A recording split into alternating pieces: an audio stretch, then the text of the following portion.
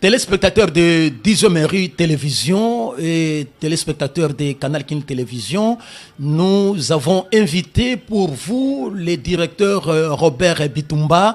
Il est de la structure RCS qui s'occupe de l'étude de l'exploitation des minerais dans les sites où interviennent les enfants. Et cette structure s'occupe spécialement des risques. Elle intervient pour identifier les risques et faire des propositions aux gestionnaires, au gouvernement, à l'État congolais, afin que l'État congolais puisse prendre les mesures appropriées pour sécuriser les enfants dans les différents sites miniers, et pas seulement les enfants, les communautés, même les adultes. Ils arrivent, ils vérifient, ils voient comment l'exploitation est en train de se faire.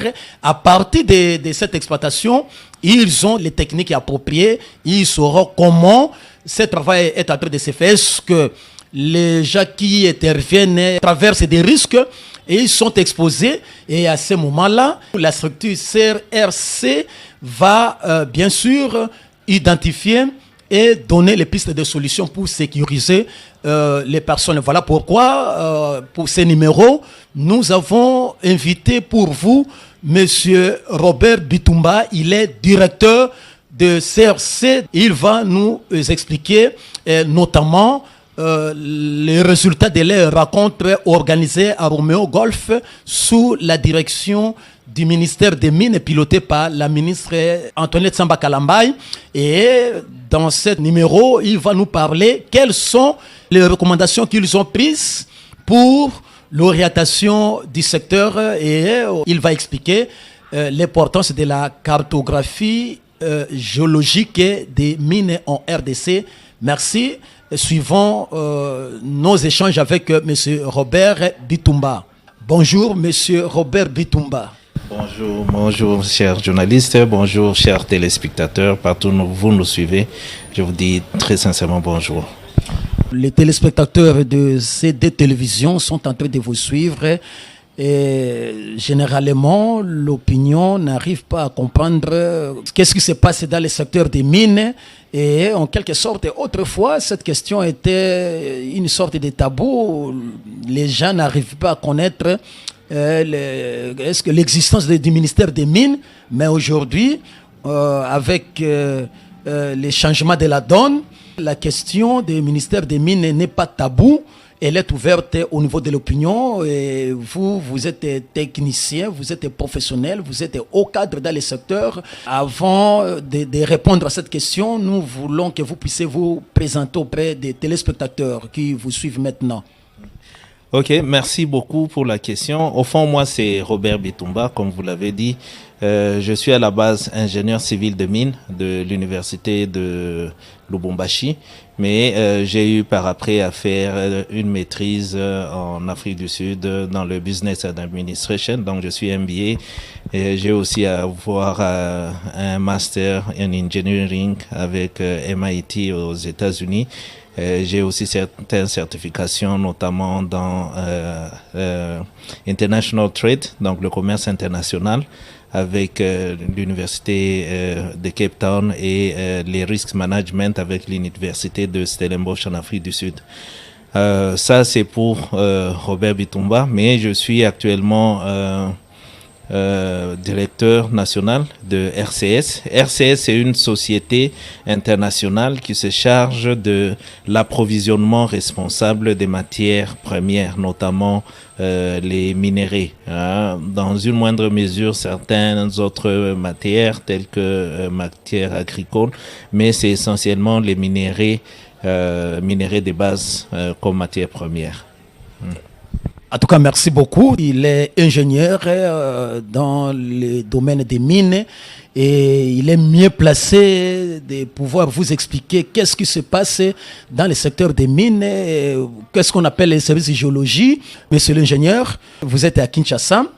La question est la suivante.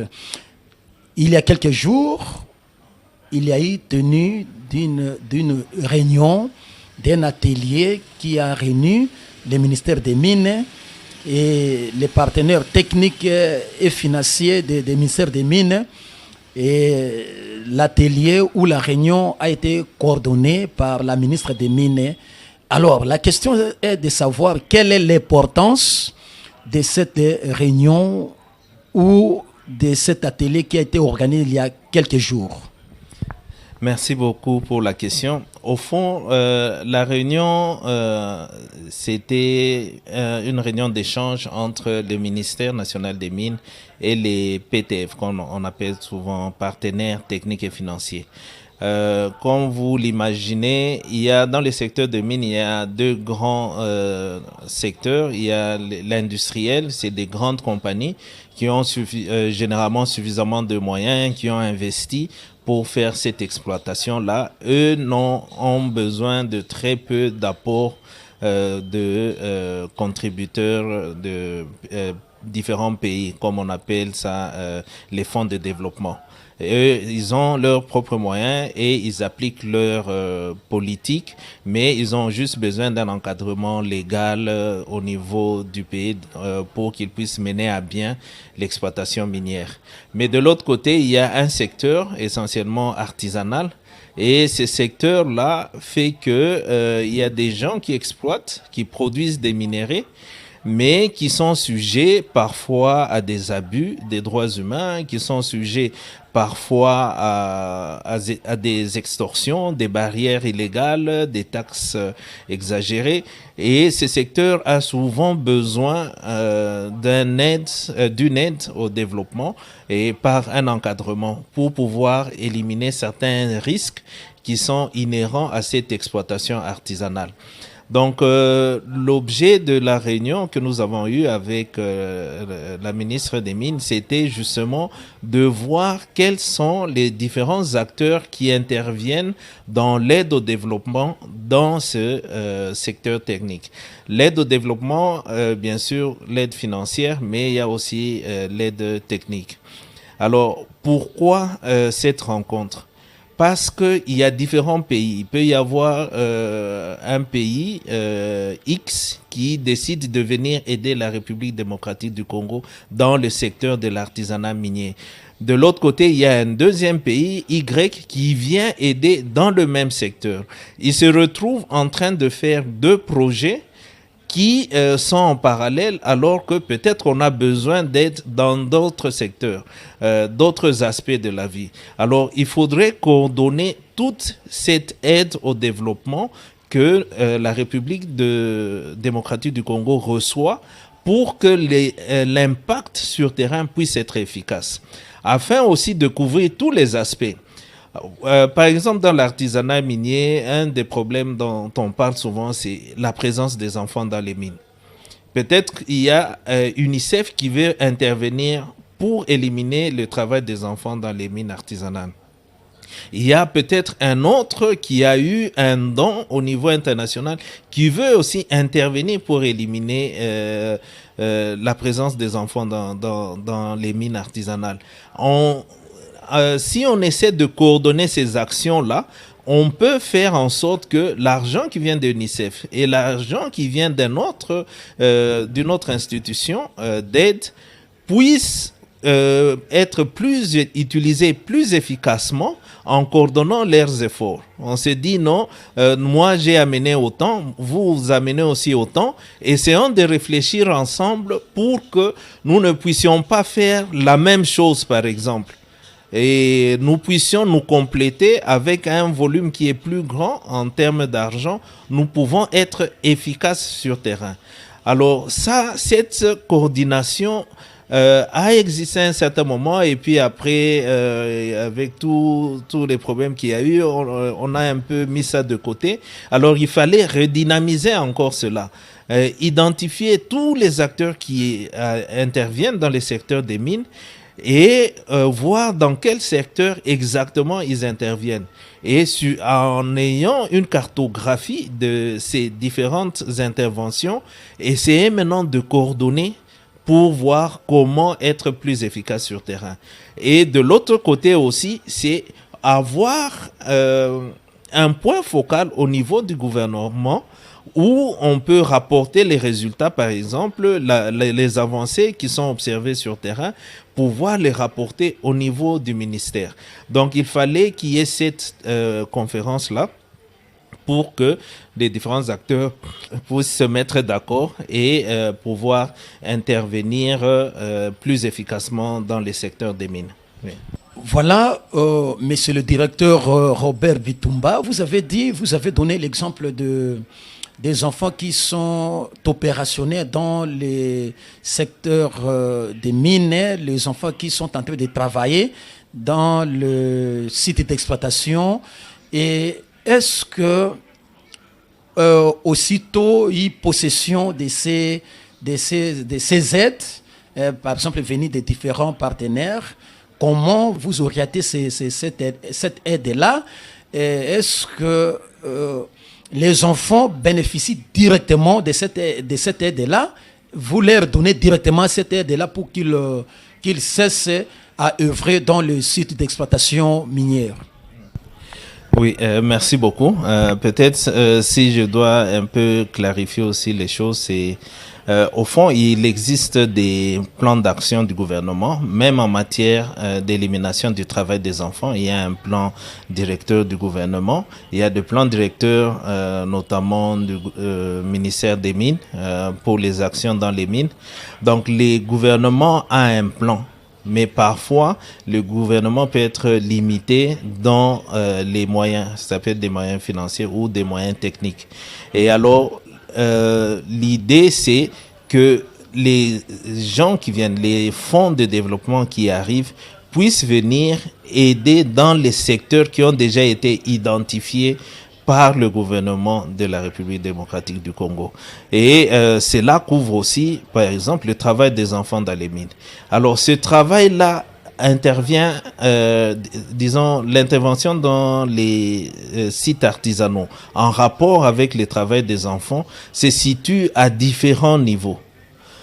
Nous, en tant que RCS, nous intervenons plus par rapport à l'identification des risques sur les sites miniers.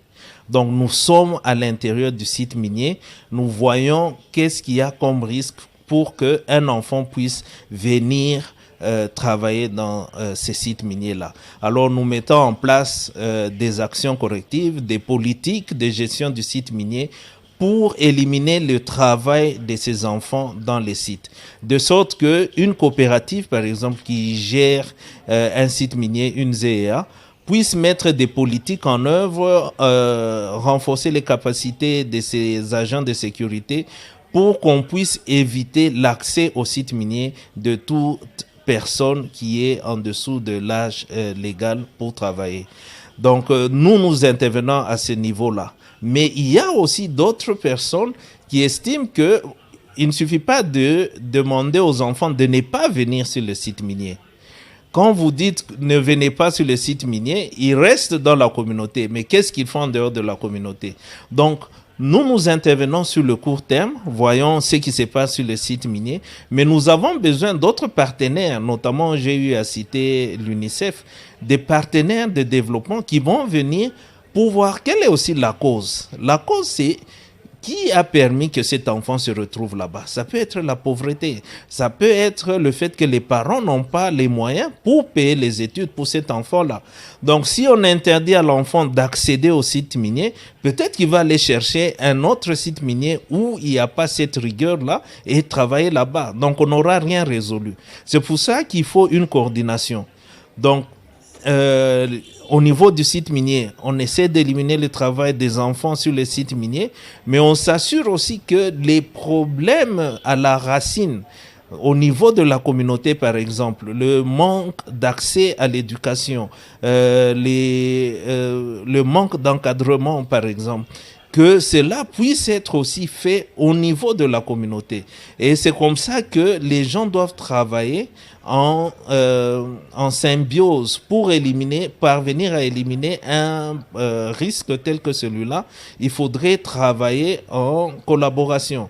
Ceux qui travaillent sur les sites miniers, ceux qui travaillent dans la communauté et ceux qui travaillent ou qui prennent des décisions politiques, qui interviennent dans le social, dans la communauté et d'autres acteurs aussi. Donc c'est comme ça qu'on a besoin d'une plateforme où tous ces gens peuvent se retrouver, harmoniser leurs efforts et coordonner de façon à être plus efficaces sur le terrain.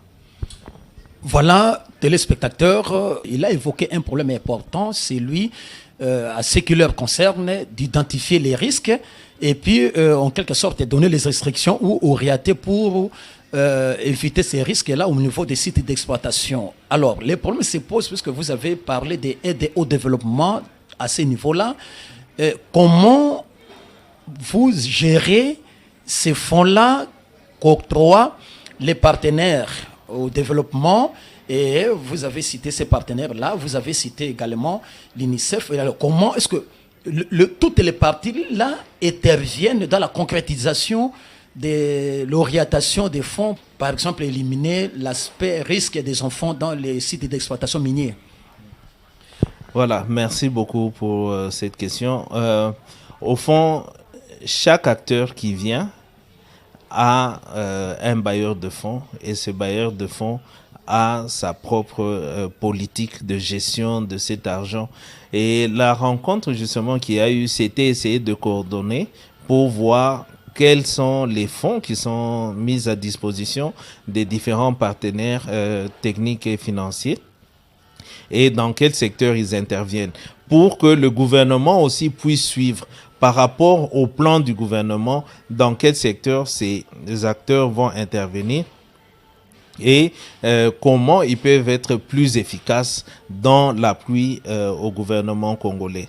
Donc, chaque acteur gère l'argent qu'il a reçu en suivant les règles du bailleur de fonds. Donc, il y a des partenaires qui ont reçu des fonds de développement de certains pays, par exemple, ou de certaines associations ou de Nations Unies. Et tout cet argent-là doit suivre les règles des Nations Unies, par exemple, ou les règles qui ont été édictées par les différents bailleurs de fonds. Donc, ça dépend de tout un partenaire, mais quand on reçoit des fonds, on est redevable, on doit justifier de l'utilisation de ces fonds-là. Voilà, justifier l'utilisation de ces fonds-là, chaque partenaire gère à son niveau, donc les fonds décaissés pour le développement.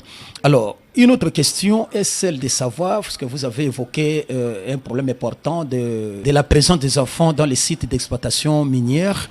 Alors, le chef de l'État, Félix Tshisekedi Tshilombo, a parlé de ce problème-là quand il dit il fait la coopération ou les partenariats gagnant-gagnant. Quand les partenaires viennent, ils gagnent et puis les pays gagnent également. Et là, la ministre des Mines insiste sur les bénéfices aux communautés locales.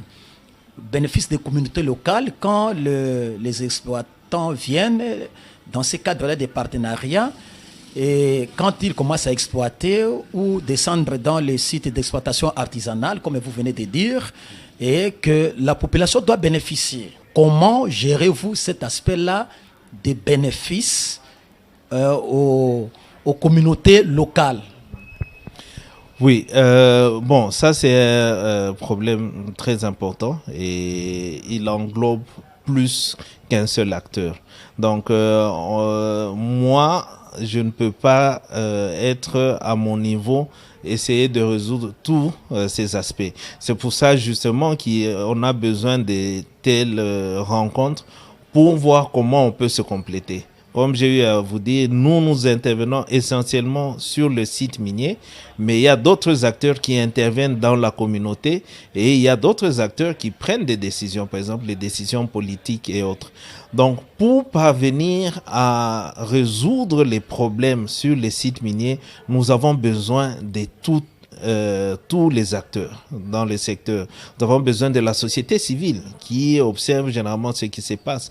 Nous avons besoin des gouvernants qui prennent des décisions pour orienter la façon dont l'exploitation se fait sur terrain. Et nous avons aussi besoin des partenaires techniques et financiers tels que nous pour voir quel aspect côté technique ou quel aspect côté financier on peut soutenir pour pouvoir améliorer les conditions d'exploitation. Donc, nous, étant partenaires techniques, ce que nous faisons, c'est essayer de voir que l'exploitation est responsable. J'ai eu à le dire. Par exemple, que les gens qui exploitent, parce que ce n'est pas nous, en tant que société, qui venons avec des capitaux pour commencer à exploiter artisanalement. Non. Il y a des gens qui ont amené, des privés qui ont amené l'argent pour pouvoir faire l'exploitation artisanale. Et ces gens-là, les privés, quand ils viennent pour faire cette exploitation artisanale, nous, à notre niveau, nous essayons de voir quels sont les risques liés à leur présence, à leurs activités. Par exemple, rien que les risques financiers. Est-ce que l'argent qu'ils ont amené, c'est de l'argent responsable? Ce n'est pas un blanchiment d'argent. Est-ce qu'ils payent toutes les taxes et que ça ne soit pas une exploitation où on ne paye pas des taxes? Ça, c'est des risques financiers qui existent que nous devons voir. Et quand ils commencent à faire cette exploitation-là, est-ce qu'ils traitent convenablement les artisanaux qui sont des populations locales? Est-ce qu'ils traitent de façon acceptable? Est-ce que ces artisanaux-là ont en retour l'argent qu'il faut? Ça, c'est un autre type de conditions de travail, des risques qui existent sur le terrain. Est-ce que les gens qui ont mené les capitaux ont le droit d'exploiter? Donc, les risques liés à la légalité. Est-ce qu'ils travaillent sur un permis qui leur appartient? Ou bien est-ce qu'ils ont signé un accord avec les détenteurs du titre de ces permis, de cette concession d'exploitation? Donc, nous, en tant que partenaires techniques, nous voyons si toutes les conditions sont réunies pour que cette exploitation-là puisse être dite une exploitation responsable. Donc, en observant ça, s'il y a des conditions qui ne sont pas réunies, nous suggérons des actions correctives pour qu'ils puissent corriger leur façon d'agir. Et grâce à notre intervention sur les sites miniers, nous pouvons ainsi améliorer les conditions d'exploitation et voir que les règles, aussi bien les lois et réglementations au niveau national qu'au niveau international sont respectées. Mais il y a d'autres personnes aussi, d'autres partenaires qui vont aussi intervenir dans d'autres secteurs. Notamment, je vous ai dit, l'aide au développement. Il y a beaucoup d'ONG internationales d'aide au développement qui vont intervenir dans les communautés, ainsi de suite. Mais aussi, à partir du travail que nous faisons, nous pouvons faire des recommandations au gouvernement. Pour que l'exploitation puisse bien se faire, voilà ce que le gouvernement pourrait faire. Et sur base des recommandations que nous faisons et des rencontres que nous avons, nous pouvons ainsi améliorer la façon dont l'exploitation est faite sur terrain. Une autre question est celle de savoir, puisqu'on ne peut pas revenir sur les points qui ont été débattus, vous en avez déjà expliqué, et les recommandations, puisque dans toutes les rencontres, dans toutes les réunions, on chute sur les recommandations, et à partir de ces recommandations-là, comme boussole, comme orientation, vous allez vous atteler pour la réglementation du travail sur terrain. Alors, qu'est-ce qui a été, en termes de recommandations, retenues à l'issue de cette rencontre en harmonie avec vous, les partenaires techniques et financiers, et les gouvernements, donc succinctement? Oui, je ne vais pas entrer dans les détails parce qu'il y a un communiqué officiel qui sera lu avec l'ensemble des recommandations. Mais en gros, après les différents débats qu'il y a eu à 3 niveaux essentiellement, en matière de traçabilité et de diligence raisonnable, en matière de gouvernance et en matière d'aide aux communautés. Donc, c'est sur ces 3 niveaux-là que les différents débats ont eu lieu.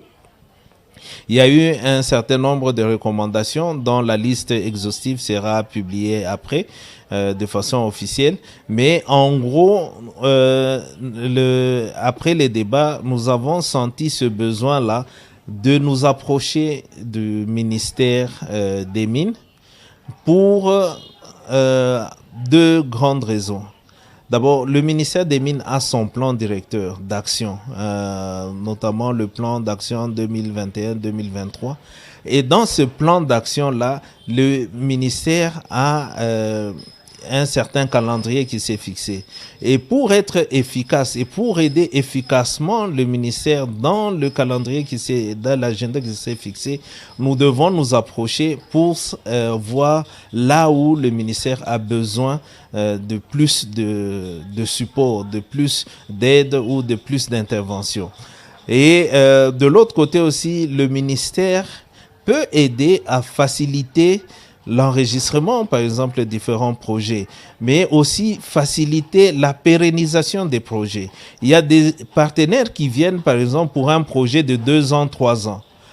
Pendant cette durée-là d'intervention, ils peuvent être en train d'intervenir sur terrain, mais une fois que le projet, le financement est terminé, ils partent. Mais qu'est-ce qui va se passer au-delà de ce projet-là? Il est important que le ministère commence à pérenniser aussi les efforts qui ont eu lieu. Et la meilleure façon de pérenniser, c'est de s'approprier, au fond, les résultats et les efforts qui ont été fournis pendant le projet. Si bien que quand le projet se termine, les partenaires techniques sont partis, le ministère, avec les acteurs locaux, peuvent continuer ce qui avait déjà été initié dans le secteur. Donc, c'est de cette façon-là que les efforts qui sont menés sur terrain peuvent être efficaces, mais aussi que ces efforts-là peuvent durer dans le temps. Ils peuvent être pérennisés au-delà même des projets qui ont été financés par des bailleurs de fonds internationaux. Donc, il est très important que ces genres d'échanges puissent continuer et nous nous sommes fixés rendez-vous dans approximativement 1 mois pour aller encore disséquer encore un peu plus quelles sont les causes principales qui font que parfois il y a des projets qui n'arrivent pas à leur terme, qui ne produisent pas les effets pour lesquels ils avaient été initiés. Donc, nous devons essayer de voir un peu plus en profondeur et cela fera l'objet de la prochaine rencontre avec le ministère des Mines. Oui, mais, monsieur le directeur, actuellement, il y a un vocable et un nom souvent qui reviennent, même lors de la tenue des États généraux de mines, on a parlé largement de la carte géologique des mines en RDC. Qu'est-ce que vous en pensez? Oui, évidemment, le Congo, comme on l'a toujours dit, c'est un scandale géologique. Il y a énormément de ressources minières. Mais pour que ces ressources minières puissent être exploitées de façon efficace, il est important de les cartographier. Savoir exactement qu'est-ce que nous avons et sous quelle forme nous avons. La minéralisation vient sous différentes formes. Il y a des minéralisations, des zones minéralisées qui peuvent être de faible teneur par exemple.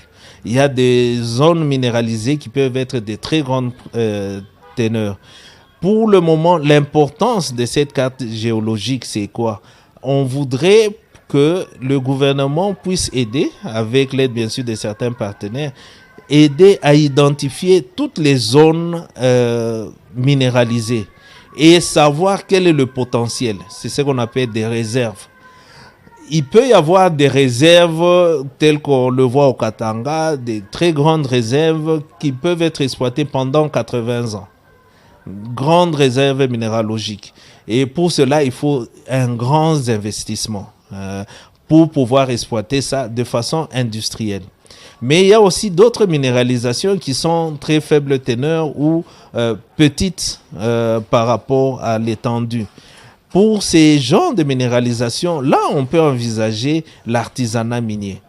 Alors, ce qui se passe pour le moment, c'est que parfois, il y a des grandes réserves et sur ces réserves-là, nous voyons qu'il y a la présence des travailleurs artisanaux qui travaillent sur cela, alors que ces zones-là sont plus propices à une exploitation industrielle. Donc, il est important que nous puissions identifier exactement quelles sont les zones qui sont propices à l'exploitation industrielle. Et quand c'est propice à l'exploitation industrielle, signer des accords avec des grandes sociétés industrielles qui vont venir injecter parfois des milliards pour faire une exploitation, une exploration plus poussée et identifier de façon précise les réserves par rapport à ça. Mais pour des zones où la minéralisation est soit de faible teneur ou en faible tenue, on peut envisager une exploitation artisanale où ça sera des artisanaux qui viennent avec des équipements rudimentaires mais qui vont exploiter pendant un certain nombre de temps, exploiter cette minéralisation-là et la production est faible et ça demande un coût d'investissement faible. Mais ça va occuper nos frères et sœurs qui travaillent dans ce domaine-là de l'artisanat minier. Alors, c'est ça l'importance de la carte géologique. Identifier les différentes réserves et pour mieux coordonner l'exploitation qui est la plus efficace et sur ces différentes réserves en fonction de leur étendue et en fonction de leur caractère stratégique. Il a parlé de l'importance de la carte géologique qui doit être obligatoirement élaborée pour quantifier, d'abord identifier, quantifier les minéraux que dispose la République démocratique du Congo en vue d'assurer une bonne exploitation. Alors, la question est la suivante, monsieur le directeur. À quand l'élaboration de cette carte? Est-ce que la RDC dispose de cette carte? Quand la RDC va élaborer cette carte pour qu'elle soit à mesure de quantifier, de déterminer et d'identifier tous les minéraux à travers la République? Oui, je suis mal placé pour répondre à cette question parce que ça, c'est une décision. Vous êtes partenaire technique et financier. Oui, ça, c'est une question qui revient plus aux politiciens, à nos dirigeants. Donc, c'est eux qui doivent mener maintenant. C'est une volonté politique au fond. Mais nous saluons déjà le fait que cela soit envisagé. Et je pense que le gouvernement est en train de mettre les batteries en marche pour que cela puisse se réaliser le plus tôt possible. Mais quand exactement, je suis mal placé pour le dire, mais si jamais un appui est requis, si jamais la volonté est là, je pense que cela peut être fait dans les meilleurs délais. Et c'est commencer par les petites choses, c'est les points qui sont critiques. Par exemple, le Katanga, je sais qu'il y a déjà des études qui ont été faites qui datent d'il y a longtemps. Il faudrait juste essayer de pousser. Mais il y a la partie de l'Est, il y a des minéraux stratégiques, le coltan, l'or. Ça, identifier toutes ces retombées-là pour mieux, pour avoir un plan qui puisse tenir la route. Comment nous allons gérer, quelles substances nous allons prioriser. Et parfois, nous subissons la guerre des gens qui entrevoient nos richesses et qui sont prêts à les poursuivre, alors que nous-mêmes, en interne, nous ne sommes pas conscients de ce que nous avons comme richesse. Donc, il est important que nous puissions d'abord connaître notre propre richesse, où les points stratégiques sont, et puis réfléchir avec le temps sur quelle est la meilleure façon d'approcher pour exploiter ces différentes richesses. Nous sommes en train de descendre pour terminer notre émission.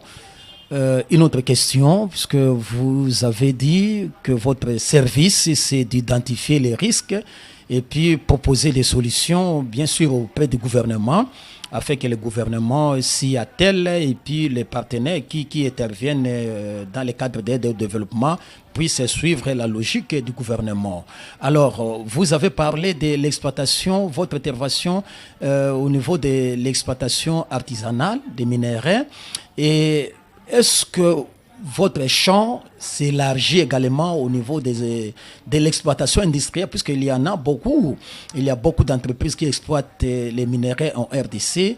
Alors, à titre d'exemple, votre service n'arrive pas à surveiller les risques qu'on est en train de courir au niveau de l'exploitation industrielle opérée, bien sûr, par les entreprises industrielles. Oui, notre entreprise, au fond, comme j'ai eu à l'aider, c'est une société de consultance. Ce n'est pas uniquement en RDC. Nous nous retrouvons, comme on le dit, le long de la chaîne d'approvisionnement. Donc, en RDC, nous sommes ce qu'on appelle de upstream, donc la partie en amont de la chaîne d'approvisionnement. Mais nous avons les parties intermédiaires, nous avons la partie en aval de la chaîne d'approvisionnement et parfois c'est en Chine, là où on fait le raffinage des minéraux. Et puis il y a les pays occidentaux, États-Unis, Europe, où il y a l'utilisation des produits venant de cette exploitation. Par exemple, les batteries électriques, les équipements tels que téléphones, smartphones, tablettes, laptops, ainsi de suite. Donc, notre société se situe aussi bien en amont comme en RDC et en aval. Donc, en Chine, nous avons un bureau à Shenzhen, nous avons des bureaux à Berlin pour voir l'autre partie de la chaîne d'approvisionnement. Et là, nous avons des audits que nous faisons pour les chaînes d'approvisionnement industrielles. Mais il peut aussi se faire que il y a ces risques qui doivent être identifiés dans l'exploitation industrielle ici. Alors, l'approche est différente suivant qu'on est dans le secteur artisanal ou dans le secteur industriel. Dans le secteur artisanal, ceux qui exploitent, c'est des coopératives. Ils n'ont pas nécessairement l'outillage, par exemple électronique, pour suivre la gestion de la production. Donc, ils ont produit, ils ont vendu, ils ont reçu de l'argent, mais cela se fait parfois par des transactions dans les carnets, ainsi de suite. Donc, pour identifier les différents risques dans une exploitation artisanale, il faut être sur terrain. C'est comme ça que nous formons ce qu'on appelle des agents de surveillance ou agents de monitoring qui descendent sur terrain pour identifier des incidents. Et ces incidents sont traités et sont retransmis, traités et évalués. Sur base de ces incidents-là, nous évaluons les risques qui sont liés à ces incidents. Et c'est sur base de ces risques-là que nous faisons des recommandations. Mais quand c'est une entreprise industrielle, les entreprises industrielles ont leur système de gestion. Et le système de gestion, ça peut être même un système électronique de gestion. Ils suivent leur production sur base des ordinateurs, sur base de programmes. Et pour cela, on n'a pas besoin d'être en permanence dans l'usine pour identifier les risques qu'il y a dans l'exploitation industrielle. C'est ainsi que pour l'exploitation industrielle, ce qui arrive, c'est de faire des audits. Nous faisons de temps en temps, sur recommandation par exemple d'un client au niveau international et autres, on peut nous demander de faire un audit d'une exploitation industrielle précise. Dans ce cas-là, on n'a pas besoin d'être en permanence pendant une année. Il suffit de descendre pendant moins d'une semaine, voir les opérations qu'il y a là, récolter les données, et leurs données informatiques et autres, et faire un audit. On dit un audit, généralement, le terme international, c'est un audit ESG. un audit en termes d'environnement, société et gouvernance. Donc c'est un audit en termes d'exploitation et de commercialisation responsable. Et sur base d'un audit de 4-5 jours, on peut identifier les risques qui existent dans l'exploitation industrielle. Et sur base de ces risques-là, proposer aussi des solutions pour améliorer l'exploitation industrielle. Voilà, nous sommes arrivés à la fin de cette émission. Peut-être les derniers mots pour ces numéros. Ce n'est pas la dernière fois. Nous allons continuer avec cette émission. Et pour ces numéros, quel est votre mot de la fin? Merci beaucoup. Je voudrais remercier toutes les chaînes qui vont diffuser cette émission pour l'opportunité qui nous a été offerte, parce que c'est un domaine qui souvent est très peu connu. Donc, peu de gens savent exactement ce qui se passe. Il y a beaucoup de gens qui ont vu des reportages sur les chaînes internationales. Parfois, c'est exagéré. Parfois, on essaie de gonfler les histoires qui se passent sur terrain. Mais il y a aussi des réels problèmes qui existent sur terrain. Et nous faisons un travail vraiment sur terrain, parfois qui n'est pas vu par le commun des mortels. Mais c'est un travail qui cherche à redorer, au fond, l'image de l'artisanat.